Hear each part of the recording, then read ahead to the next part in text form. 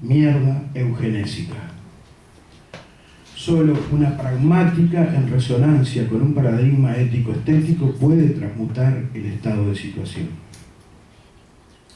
Pobre Cooper, tras la muerte de la familia no llegó la vida en comunidad, y donde arribó en los 70 fue reprimida. Para los 80 lo que emergió fue el neoliberalismo. No quedó ni un hippie, solo los locos y el hospital. ¿Qué dice Guattari? Solo en apariencia han desaparecido las formas más violentas de coerción, que a menudo son reemplazadas por una camisa de fuerza química. Nuestro enemigo cotidiano. ¿Usted está bien? No. ¿Quiere estar mejor? Tampoco. El aburrimiento es disolvente. El aburrimiento entre los pibes, en y de las instituciones educativas, se debe a que solo se aprende aquello que se desea. Y el sistema educativo insiste que todos tenemos que tener el mismo relleno y no las mismas posibilidades de aprender. Lo útil no es el camino, ni siquiera para el conocimiento. Hay que preguntarse, ¿útil para quién? Quien aprende a aprender, aprende a pensar y a observar e incluso a investigar. Pero no quieren gente pensante ni creativa. Se les dice a los botijes que lo que desean no es útil. Soberbia e hipocresía de la corporación de maestros y profesores devenida en sistema educativo. El entretenimiento es estupidizante. Necesitamos magia, más arte, más filosofía, más deporte. El lenguaje es una forma de poder. Tic, tic, tic, tic. Michel Foucault. Ese es el problema con Lacan. Afirmó que el inconsciente se estructuraba como un lenguaje, privilegiando los marcadores de poder, léase significantes, en su análisis, desconociendo de este modo que el lenguaje es la tecnología primaria de todo Estado. Abrocha el deseo a la ley y afirma que el deseo es deseo del otro, portador del lenguaje. El deseo queda así subsumido bajo el imperio de la ley por la tecné psicoanalítica. O sea, un psicoanálisis, si es psicoanálisis, es ortopédico, para sujetar el desvío deseante al poder. Así el deseo es lo que el sujeto le falta. Así solo el poder codifica el deseo, bajo su ley. El esquizoanálisis es capaz, o no, de recuperar el deseo del sótano al que se le arrojó, para jugar las potencias creativas como un diálogo activo con la sociedad humana y el cosmos. Un inconsciente a ser creado por un agenciamiento creativo, productivo, es decir, deseante. Y no una salida funcional al sistema a través del procedimiento de la castración simbólica, que para eso tenemos la guillotina. Alcanza con eso. Encontrarse en la clínica con un devenir es encontrarse con lo imperceptible, no solo con una disociada oreja que escucha, la escucha, la escucha, la escucha, la escucha, ante una boca cuerpo gimiente y discursiante, sino con cuerpo y alma. La clínica esquizoanalítica es asunto de frecuencias, flujos, puntos de subjetivación, territorios y afectos. Solo se trata de acompañar las fugas y los procesos de experimentación inmanentes, paradas y desvíos de eso que llamamos vida.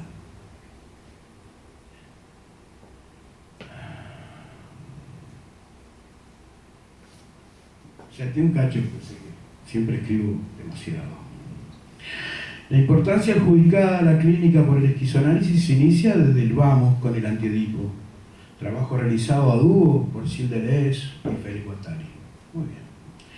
En el cual las formulaciones problemáticas vinculadas a dicha tarea recorren todo el texto y atravesarán posteriormente la trayectoria y el conjunto de la obra de ambos autores. A partir de entonces, los desarrollos de la clínica esquizoanalítica, entendida como un campo de trabajo abierto, presentará diversos sustratos y composiciones, tomando como punto de partida la conceptualización del inconsciente geográfico, social e histórico.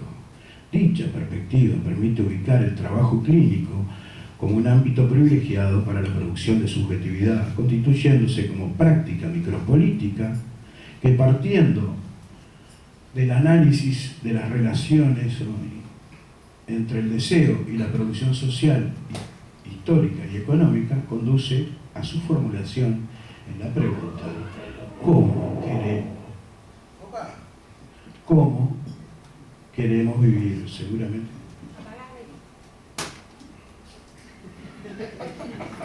Gracias. ¿Puedo prender? De la introducción al Necronomicon. Acompañado en la fila de los locos por semejantes perturbados como Nietzsche, Artaud y Reich, el árabe loco se convierte en el cuarto en un juego de bridge. ¿Se pronuncia bien así? ¿Bridge? Bridge. Cósmico o a vida o muerte. Todos ellos son voces que gritan en el yermo de la locura que los hombres llaman sociedad, y como tales se vieron relegados al ostracismo, lapidados y considerados mentalmente incapacitados para la vida. Pero la justicia llegará para ellos cuando nos hayamos dado cuenta de que el barco de Estado y el barco de San Pedro se han convertido en meros barcos de necios. Guerra y liberación. Se está incendiando la pradera. Los tambores de guerra no se escuchan por los bombazos informáticos. Que la guerra no esté declarada como tal no quiere decir que no esté sucediendo. Imperialismo y guerra híbrida. La misma estrategia que la desplegada en la primavera árabe se cargó a los líderes antiimperialistas que emergieron en Latinoamérica en el apenas estrenado siglo XXI. El imperio está desplegando una estrategia de golpes informáticos, mal llamados blandos, y guerras híbridas contra toda nación y gobierno que no ceda a sus mandatos y exigencias. Se presentan desesperados frente a un mundo que se sacude para sacarse el yugo de la élite imperial. El capitalismo mundial teme desintegrarse, ya que las rajaduras parecen llegar hasta el manto terrestre. La Pachamama por eso se vuelve cada vez más agresiva, sacudida por fuerzas de muerte y abolición de la vida. La élite intentará nuevamente nutrirse de la guerra. Por eso mismo la lucha por la vida y por la paz deviene lucha por la dignidad de la humanidad. Si me pierdo, me encuentro. Esta lucha es una tarea urgente, a la vez que revolucionaria. La guerra principalmente se despliega en el campo de la subjetividad. La lucha por desplegar el pensamiento y su fuerza vital es la única arma que poseemos en esta guerra psicotrónica. Y ella se está dando ya de modo manifiesto. La estrategia de control mental de masas y la realización de la profecía del Gran Hermano en grados inimaginables es el principal campo de batalla, pero solo tomará consistencia si las multitudes revolucionan el universo semiótico y los modos de gestionar, crear y fundamentalmente soñar nuestra vida, incluyendo obviamente las relaciones y los modos de producción.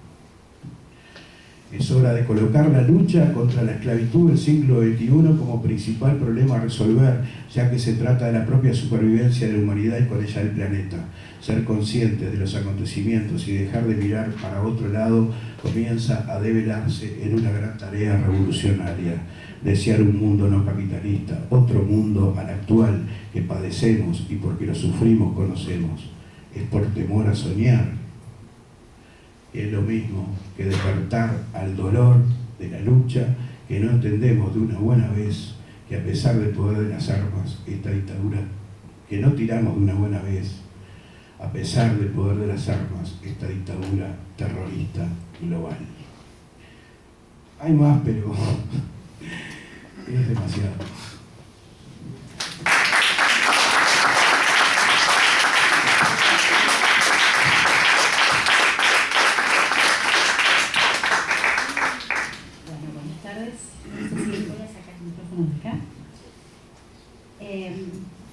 Yo voy a pasar a otro registro totalmente distinto. Rápidamente voy a agradecer a Alfonso y bueno, a todos aquí, la gente que está ocupada de esto, ¿no? Del esquizoanálisis. Voy a leer directamente. Bueno, mi ponencia, esto es una ponencia clásica, encuadrada y listo. Lecturas fanonianas del Antiedipo, de subjetividades y ontologías prohibidas. Congelados en una yoicidad vociferante, los autopercibidos descubridores de Edipo permanecen aparentemente calmos. Han construido una máquina de inmovilizar y categorizar la psiquis de acuerdo a sus intereses. Durante el periodo de credibilidad del mecanismo clínico sustentado en la identificación edípica, las cargas sociales y políticas se supeditan especularmente a los axiomas familiaristas. Mientras tanto, una amenaza a la funcionalidad del contrato clínico epistemológico golpea insistentemente a la puerta. Indefectiblemente, las paredes que parecen separar un Edipo individual o grupal de su ámbito social y político renegado son abatidas por los hechos acaecidos a la clínica misma, transmuro, y sobre todo por el propio derecho de un inconsciente micro que desenmascara esta amenaza. Repitamos el, permítaseme la inescrupulosidad, descubrimiento, entre comillas, de Deleuze y Guattari. Cito: es curioso que haya sido preciso esperar los sueños decolonizados para darse cuenta de que en los vértices del pseudo triángulo la mamá bailaba con el misionero, el papá se hacía encular, es la traducción, por los cobradores de impuestos y el yo se hacía pegar por un blanco. Eso está en el Antiedipo. Fin de cita. Deleuze y Guattari se refieren a los testimonios de Frantz Fanon. ¿Lo conocen? Bueno. Como una mísera pincelada, en medio del paisaje oceánico conceptual que es el Antiedipo, Deleuze y Guattari advierten en expresa conversación con Fanon que es necesario atender a los testimonios de los militantes de los movimientos de liberación anticolonial para una doble tarea: localizar el límite donde se muestra la condición colonial constitutiva del esquema psicofamiliarista y despejar el camino para la producción de un deseo emancipado. Allí donde ninguna ontología es posible para el cuerpo colonial, tanto menos la inscripción en proceso de subjetivación alguno, es donde la figura del colono y el esquizo se encuentran para mostrar la operativa de la prohibición de, entre comillas, porque es un término de Fanon, inconsciencizarse. Para un europeo blanco como es Gilles Deleuze es curioso. Para nosotras significa una larga agonía. En todo caso, este desmontaje de los muros transclínicos, que comienza al momento mismo de la declaración de exclusivismo de la aplicación de teorías coloniales y racializadas, acaba en el momento en el que entran los sueños de los colonizados, todo a lo largo de la obra de Frantz Fanon. No obstante, la filosofía de Gilles Deleuze y Guattari, esta objeción final al Edipo de Freud, no solo pretende romper con la naturalización de las interpretaciones psiquistas, sino remover esta zona de resguardo que ha conservado estancadas las categorías en lo que ambos llaman la axiomática capitalista. Ya que, si bien la edipización es imposible para el colonizado, toda vez que este es el objeto de un régimen segregativo que dispone cuál deseo es investido socialmente y cuál no lo puede ser, no obstante, como la identificación entre la producción deseante y la producción social es anterior, da pie a la producción de un deseo, el esquizo, que nosotras ligamos con el deseo fanoniano. En otro trabajo hemos abordado el problema del deseo entre Fanon y Gilles Deleuze. Allí proponemos pensar a Fanon como quien ha sostenido con más decisión y arraigo el despliegue de una figura del deseo en sus textos anticoloniales, haciendo constar que esta es una afirmación compleja pero no carente de fundamentos. Fanon, de hecho, tiene páginas explícitas en sus textos principales dedicadas al problema del deseo en el contexto colonial, cuando se pregunta, por ejemplo, emulando la pregunta freudiana sobre la mujer, ¿qué quiere el hombre negro? ¿En piel negra, máscaras blancas?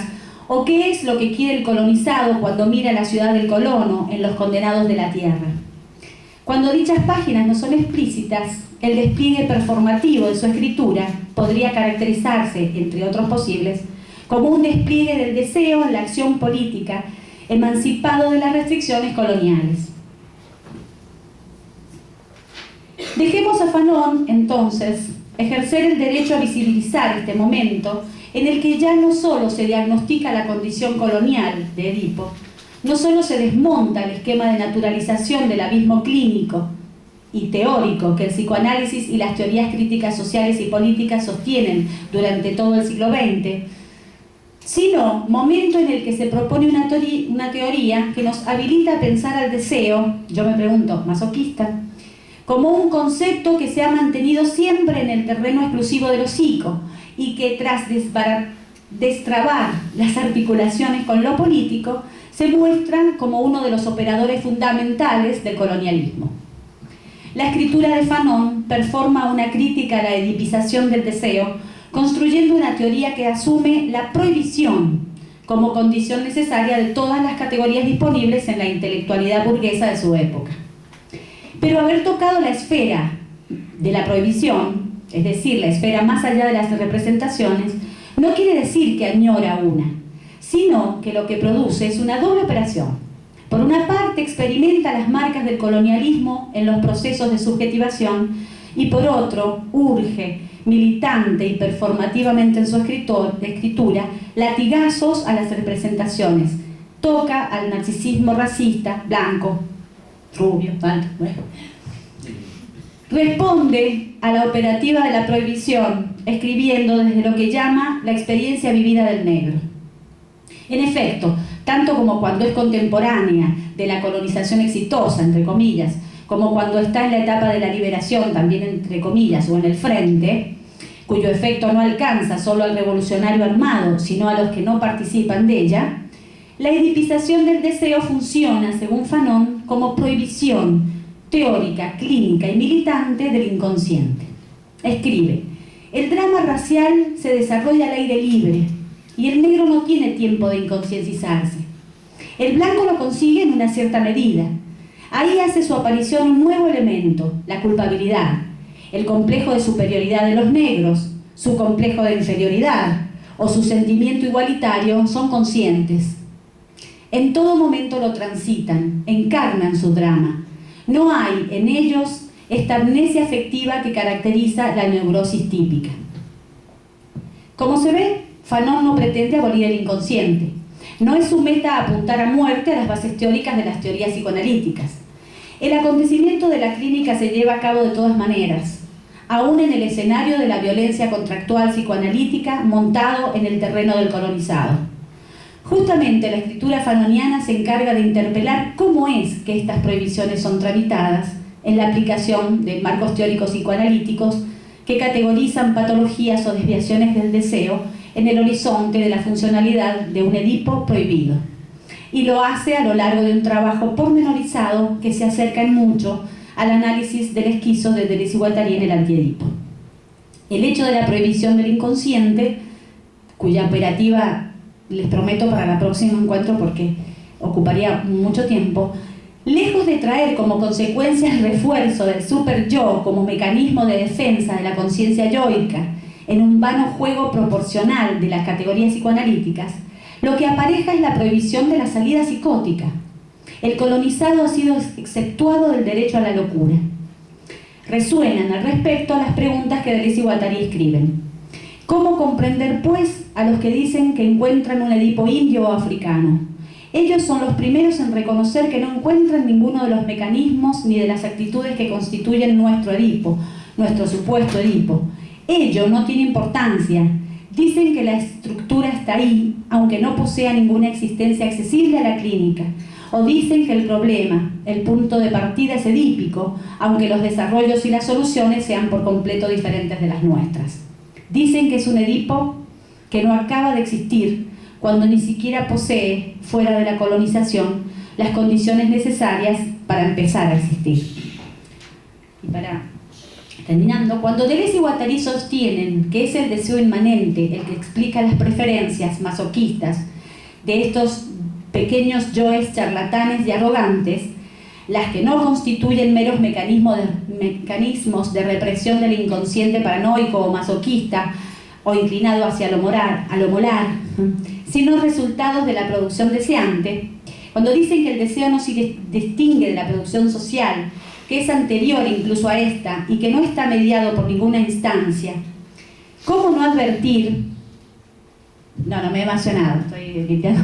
¿Cómo no advertir que esta condición de productividad es hackeada con las consecuencias de las tesis fanonianas de la prohibición de inconscienciarse del colonizado, y que entonces Deleuze y Guattari deben autoadvertir las marcas de la condición de burgués colonial que ha sostenido la institución del pensamiento filosófico en su propio pensamiento, y girar su teoría psicoanalítica del inconsciente hacia una teoría psicoanalítica del inconsciente racializado? ¿Cómo no advertir la insistencia fanoniana de la imposibilidad de inconscienciarse como un factor decisivo para que ahora la pregunta por la elección de la servidumbre o por la servidumbre voluntaria o por el deseo de Macri apunte a cómo tensar la dinámica de producción hacia deseos que no solo van en contra de los intereses de la propia clase, sino que obstruyen las potencias inventivas mismas, anulando todo tipo de temporalidad y de posibilidad existencial y política? Debemos reconocer que ya varios ensayistas y varias ensayistas ponen énfasis en que es el aporte de Fanon lo que justifica la urgencia de una lectura postcolonial de Deleuze y Guattari. Pero también debemos reconocer que no hay entre ellos y ellas latinoamericanas y latinoamericanos.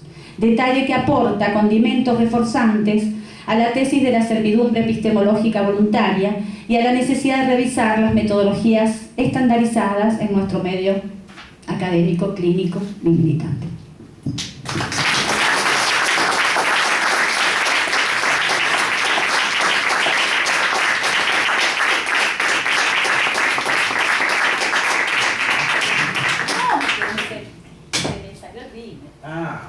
No me emocioné, se me cayó el rímel este que tenemos que poner.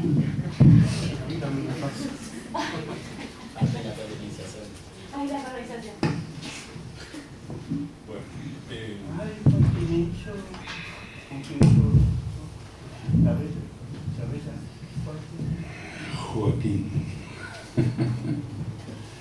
Me estaba preguntando qué es lo que estoy haciendo acá, no lo tengo claro todavía. Vine por un acto de amor de transferencia con Alfonso. Ya sabemos que la clínica es apenas parcialmente transferencial, es apenas parcialmente transversalizable, o sea, algo tiene que ver con la transversalidad, algo tiene que ver con la implicación y algo tiene que ver con la transinducción. Como podrán observar, he nombrado 4 conceptos de 4 niveles teóricos diferenciados. Y a esta altura del partido de mi vida, he llegado a la conclusión que son narraciones literarias. Ergo, toda la obra de Félix Guattari y la obra de Gilles Deleuze es una obra literaria. Que el problema de esa obra es que tiene como punto de referencia el psicoanálisis. Y el psicoanálisis tiene como punto de referencia a William Shakespeare. Y ese es el problema. El problema de la falla de pensar en hacer frases muy poderosas o de frases con un nivel de tecnicidad muy alto, ¿no? Que a veces uno tiene que detenerse varias veces en la propia frase y párrafo para poder entender, para generar un efecto de elucidación, diría Cornelius, el pelado Castoriadis, el otro pelado, porque el gran pelado ya sabemos quién es, ¿no? Que murió ya en el 84, hace un rato ya. El otro día estaba en una charla, yo dando una conferencia, y se me acerca, después de terminar, se me acerca una persona y me dice: me parece que tenés los papeles un poco antiguos. Dice: ¿cómo es eso de estar citando a Max Weber? Me dije: menos mal que no cité a Aristóteles. Porque hoy hay un furor en los aparatos de Estado académicos, ¿no? Del cual yo vengo de ahí. allí, ella también, y Alfonso estuvo adentro también. Creo que nosotros de los extremos estamos afuera, ella sigue adentro. O sea, estamos imbuidos de narraciones en donde terminamos creyéndolas y creyendo esas narraciones. A mí me ha pasado una cosa un poco curiosa, y quiero ser, y disculpen si soy un poco autorreferencial, porque vengo laburando la psicosis. Yo conocí la psicosis en el año 73 acá con Moffat y Pichon Rivière, en la Peña Carlos Gardel. Tengo unos cuantos años, y apenas ahí tenía 20 años, era un gurí, y me puse detrás de Pichon, éramos como 15, corriendo atrás del viejo, y el viejo se sentaba y hablaba con los locos de ahí, y después se levantaba y se iba, y hablaba con otros, y hablaba con otros, y nosotros íbamos atrás con un cuadernito tomando nota, ¿no? Entonces quiero decir un detalle, ¿no? El viejo Pichon, me estoy refiriendo al viejo Enrique, que tuve la posibilidad de conocerlo apenas 3 años, porque después murió en el 77, yo estaba estudiando en la escuela de él y estaba con los lacanianos, o sea que tenía un corso a contramano espectacular. Entre los klenianos, los freudianos y los lacanianos hacía una guerra acá interna bárbara. Pero el viejo me decía, seguí adelante. Pero el tema es otro. El tema es que el viejo empezó con psicoanálisis, psiquiatría, psicoanálisis. Después el viejo agarra y de pronto descubre, oh my God, a Lenin, qué personaje. Y agarra y se va por el lado de Lucien Goldman y empieza a trabajar todo ese neomarxismo de Lefebvre, Lucien Goldman, todos esos muchachos de Lukács, toda esa playa de marxistas entre neomarxistas y stalinistas, por decirlo así de alguna manera, ¿no?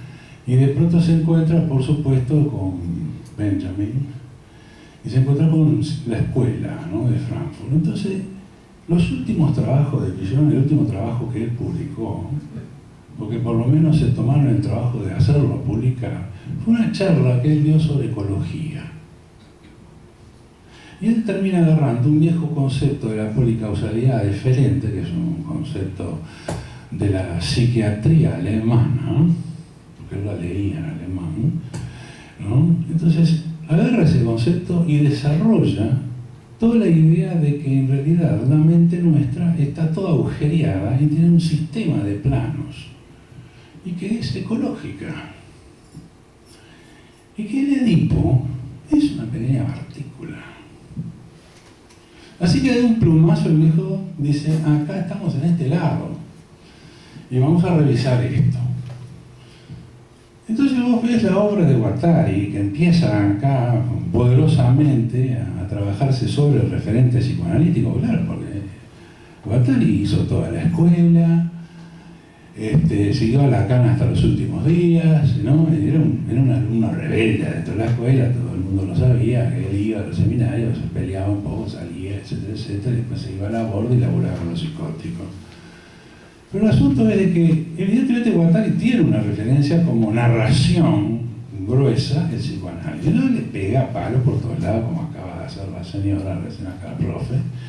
Le da, y agarra Fanon y le da, discurso colonialista, Entonces, uno termina diciendo, este hombre que se crió en este universo no tiene más remedio que habitar este universo, la habitabilidad, digamos, ecológica de sus referentes, o sea, referentes Freud, Lacan, André Green, quien sea, ¿no? El tipo se pelea, inventa un concepto monumental, como el de la transversalidad, un concepto que él lo trabaja ahí en la década del 60 y después lo vuelve a retomar varias veces, pero termina hablando de 3 ecologías. O sea, el sujeto va en una especie de deriva, y eso es lo que a mí me interesa en la clínica. No me interesa el discurso político, no me interesa el discurso de la sociología, y estoy abrumado ya con los discursos genéricos que hablan muy bien rimbombantemente de un montón de cosas que padecemos, pero que en definitiva, todos los que estamos acá, estamos casi colgados de la nueva vida, como diría Gamben. Somos expendables, como diría Sylvester Stallone. Nunca quisimos trabajar y quisimos trabajar de las narraciones de los otros. Entonces somos una especie de parásito, que nos acomodamos bastante bien y puteamos desde el balcón. Y esto no sin costos de vida, aclaro, porque muchos de mis compañeros están muertos. Y yo soy un sobreviviente de eso, pero de alguna manera uno termina cooptado por un sistema narrativo que en realidad es un sistema, yo digo que es una invención ficcionada y que es una literatura. Prefiero leer a David Foster Wallace, les recomiendo, breves entrevistas con hombres repugnantes, porque realmente vale la pena ver la cantidad de hombres y la cantidad de diversidad sexual en los hombres repugnantes. Entonces, cuando uno agarra y lee a David Foster Wallace, uno se da cuenta por qué se suicidó en el 2008. Porque realmente tener una visibilidad al estilo de la Aleph de Borges, de ver la crudeza en la que estamos metidos, en realidad nos hace pensar sobre qué estamos haciendo acá. Y lo que estamos haciendo acá y en este acto es sobrevivir. Y es inventándonos historias, tirándonos historiolas y cuentitos entre nosotros para poder sobrevivir, para poder sostener el padecimiento del cual somos parte también. Entonces lo que sí es un hallazgo realmente clínico es la ruptura de los elementos monocordes, de la monarquía causal que hablaba un amigo, Juanito, ¿no? Que siempre andaba dando vueltas con Nietzsche, de Brasil, ¿no? Que andaba dando vueltas con Nietzsche, coqueteando con Marx y Freud y todos esos grandes relatos, ¿no? Y lo que sí es cierto es que se quiebra, por fin, esta cosa monocorde, pero en el momento en que nosotros narrativamente entramos en una pluridimensionalidad de la policausalidad y nos llenamos la boca hablando de diferentes vectores, de fuerza, de poderes, etc. Y armamos cartas y cartografías y mapas espectaculares para entender una relación compleja, ¿no? Y siempre hablando de lo complejo, parafraseando a Morán. O sea, cuando estamos en ese punto, yo no sé si nosotros nos estamos inventando nuevamente una nueva narración que nos sostenga en nuestro padecimiento. ¿Y cuál es el fin último, si no es el fin de la literatura, que es entretenernos, vivir, producir ese efecto de narración y poder de alguna manera considerar que hay un trazo en nosotros que nos separa de la bestia que nos anida permanentemente a nosotros mismos? Nada más.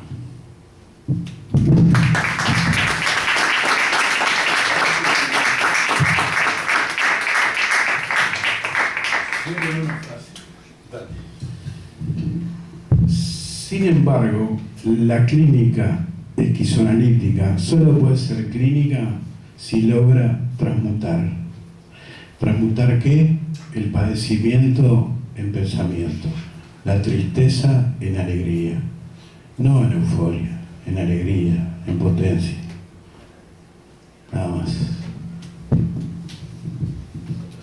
Un poco de alegría, no, sin globos amarillos, por favor. Que ya hay bastante. Tenemos 15 minutos para poder compartir preguntas o opinar o hablar sobre alguna resonancia. Al público le dejamos 15 minutos. Porque somos libres.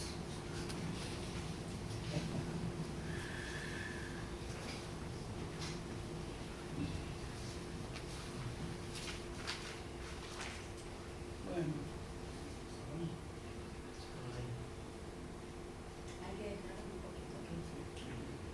Que decante.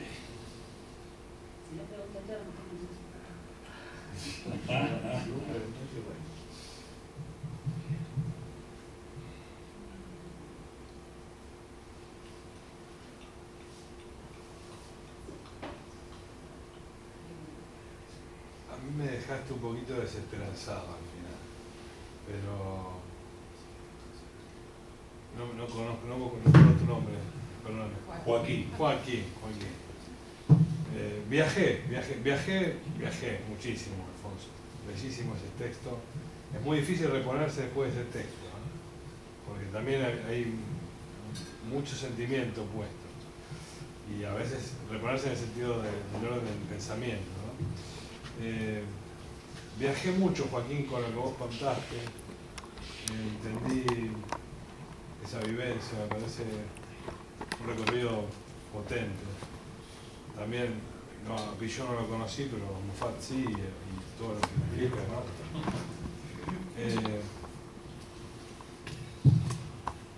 A mí me parece que, yo creo que sí, son ficciones consensualizadas. Yo acuerdo con vos en eso. Pero eso es la vida. Ahí donde, digo, es esperanzador las ficciones consensualizadas, ¿no? Yo creo mucho en esto son de algún modo nociones comunes y, qué sé yo, la intuición espinociana, no es la pregunta. ¿Cuándo alcanzamos ese nivel intuitivo, no? A mí me parece que nada, eso, compartir eso. Yo creo que, a mí me parece que la literatura es necesaria. Es parte de lo vital. Y no, por ahí te entendí mal, ¿no? Me pareció como estabas desesperanzado con esto de la literatura. Ah, ok, entendí mal. Entendí mal. Estoy de acuerdo contigo, ¿por dónde vas? Entendí mal entonces, no, claro, coincido entonces, plenamente. Sí, son ficciones que vamos conceptualizando. Tal vez difiere un poco en cuanto a y un poco viendo los libros que tenemos, ¿no? Ese pequeño mundo creo que está expandiéndose mucho más, ¿no? Se fueron agenciando otros autores, ¿no? Uno ahora ve la producción de Simondon, ¿viste? Y vos decís, ¿dónde estaba este muchacho, ¿no? Porque hay una producción tremenda de Simondon. Y lo conocemos por Deleuze. ¿No? Y digo, por ahí no es tan chiquito el mundo ¿no? De que nos trajo Guattari con Deleuze desde ese punto de vista, ¿no? Pero nada, eso. Más que una pregunta, una reflexión. Eugenia tenía una pregunta.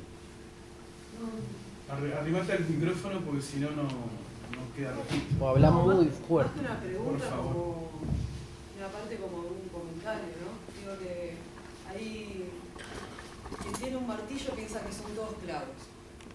Y me parece que hay algo del orden de componer con las esquicias, con lo que hay ahí tirado por partes por todos lados, que hay que... En ese sentido me gusta mucho el gesto que tuviste, Alfonso, de agarrar y de poner fragmento de distintas cosas que me parece que estuvieron también fluyendo mucho en el encuentro, en los trabajos, en todo. Y también porque justamente la lógica más racionalista siempre va para el lado de lo lineal, así.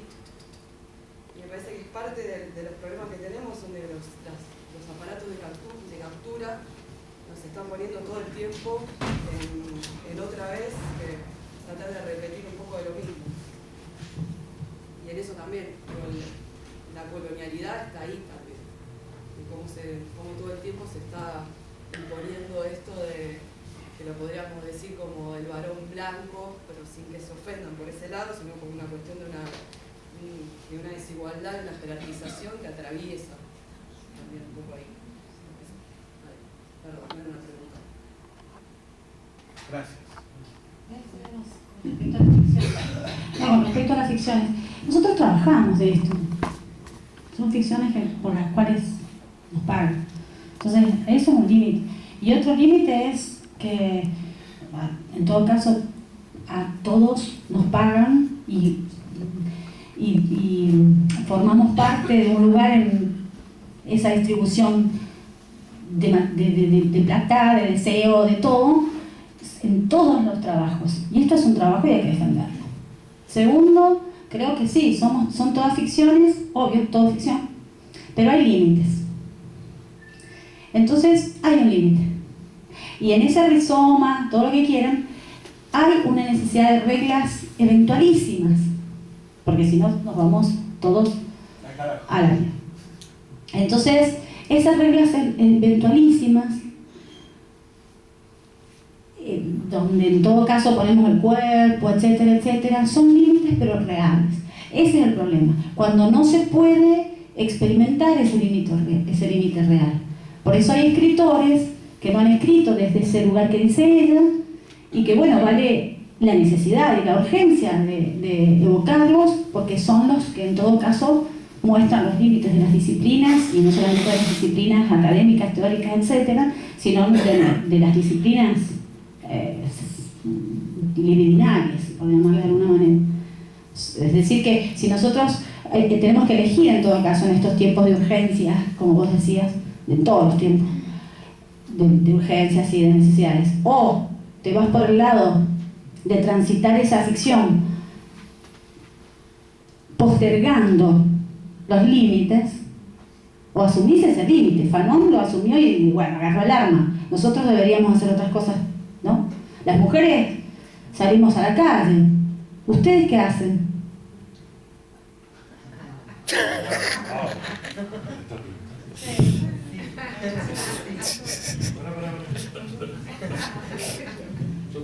Si no, muy bonita, pero... Tratar de no laburar, si ustedes toca, tratar de no trabajar. Tratar de trabajar lo menos posible, porque después de 29 años de docencia universitaria, quedé con un padecimiento cognitivo, un deterioro importante, muy importante.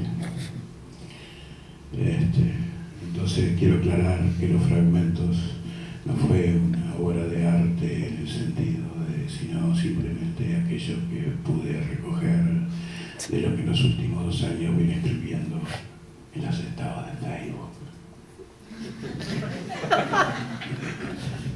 Se notó.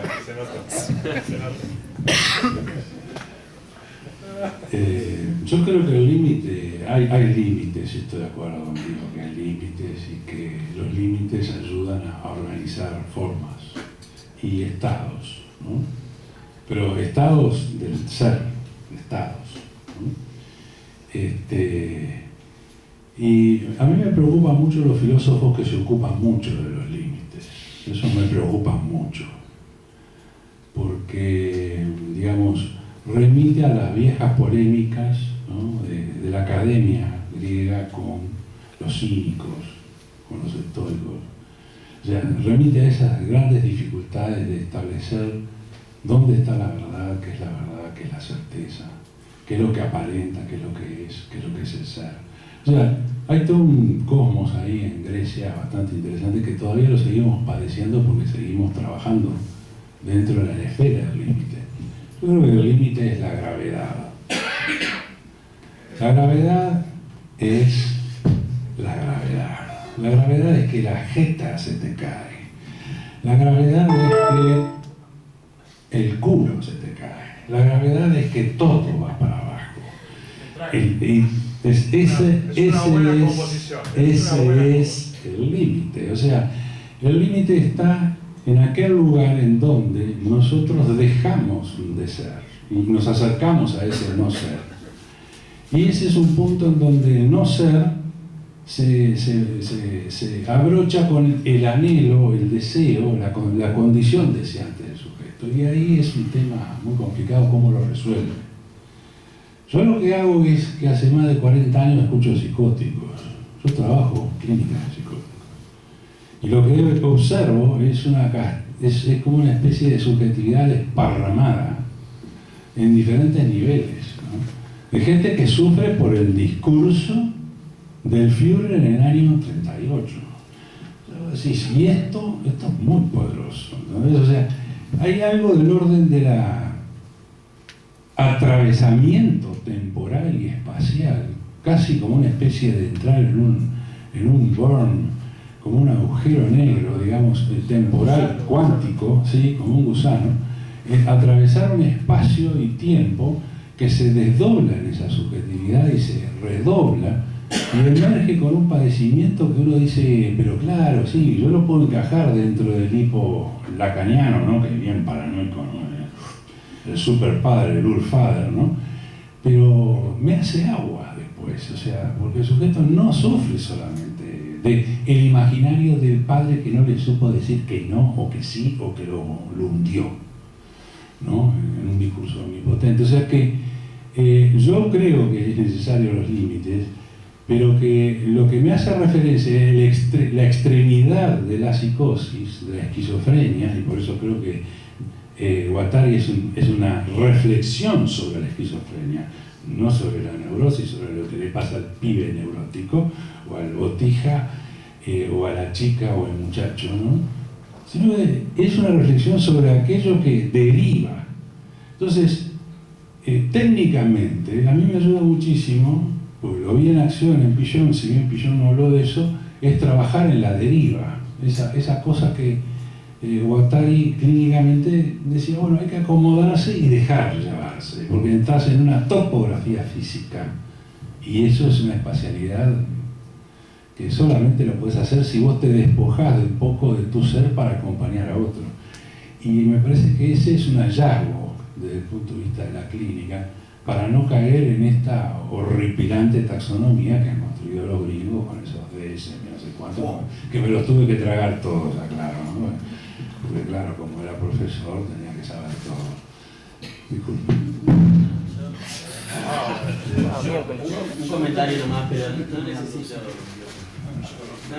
Pensando, hablando de esto, del tema de la ficción, o sea, es tan real la ficción de loco como la ficción que vivimos nosotros en esta sociedad de levantarnos, ir a laburar, ir a estudiar, laburar y todo lo demás, ¿no?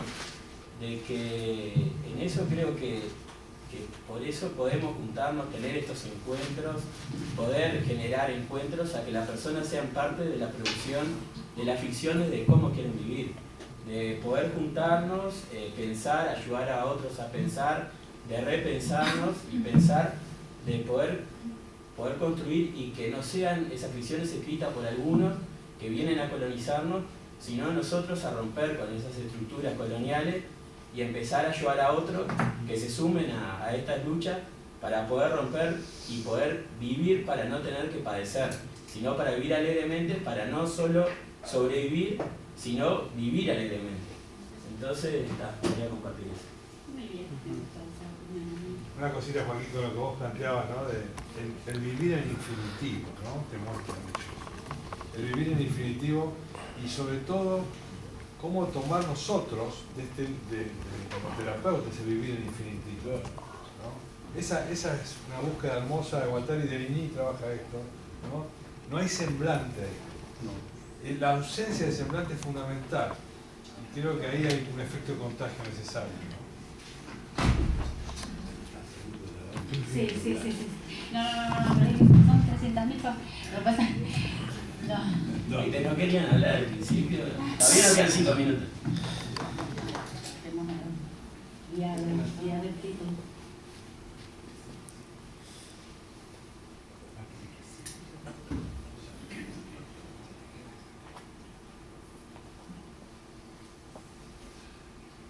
Esto amerita un whisky. Sí. Podemos seguir afuera. Qué lindo que sería. Sí. No hay un lugar en donde se reúnan tanto colectivo. Nosotros descubrimos un boliche gracias a Xavier, que ha sido nuestro benefactor en Buenos Aires. Está 5 cuadras, 6 cuadras, nos entramos todos tranquilamente. No arriba la cerveza.